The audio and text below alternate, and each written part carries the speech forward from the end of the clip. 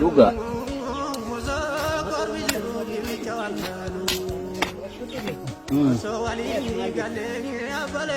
Karena ratu beta, uman Oromo kalian sering datang gabungan wagga. Iba lama kesa jirti, yoki mau jarra lameso cuka. Ya tahu sih jarra lameso karena kesa sirnota edu tu ture sirnonni edu terangkun le sirna.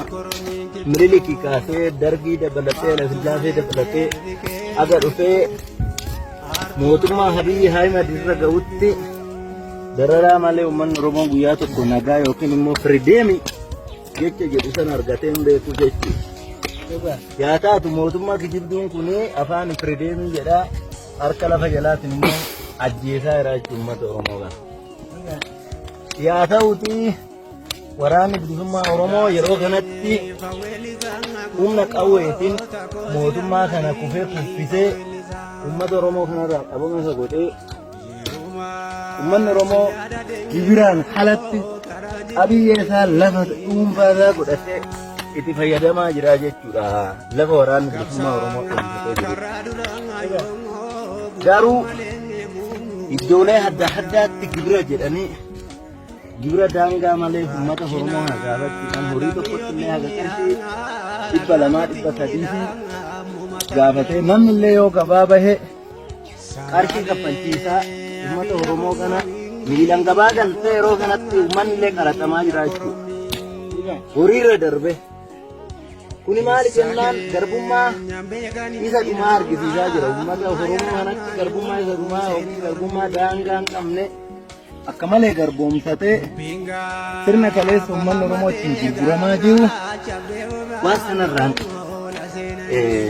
Dana roksadee yookiin immoo gara Harooppaa kanatti illee gurguraa turanii ragoota kana walii godhanii isallee har'aa illee gurguruutti yaadhiisan malee bifa addaatiin gurgurtaa sanii olitti dararamaa jira jechuudha uummanni Oromoo.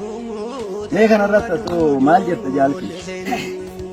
Egaa jaalki waan baay'ee nu barsiiste waan baay'ee nu hubachiiste waan baay'ee sirraa baranne egaa uummanni Oromoo yeroo ammaa kanatti akka kaleessaa sana maallaqaan gabaatti gurguramee yoo gurguramuu baate karaa sana yoo ummata mul'achuu baate karaa hedduudhaan akka miidhamaa jiru sirnaan kan ibsite egaa uummanni Oromoo yeroo ammaa kana of ta'ee wal ta'ee waan isaati irratti abbaa ta'uu isaatiif tokkummaatti taasisu waraanni bilisummaa Oromoo ammoo yeroo ammaa kanatti aantummaa ta'uu qabu sirna akka agarsiisutti jiru duubachiistee gala doomii horii bulii hamtuu sin arginii gufuun sin na'inii jiraadhu deebii hin jenne.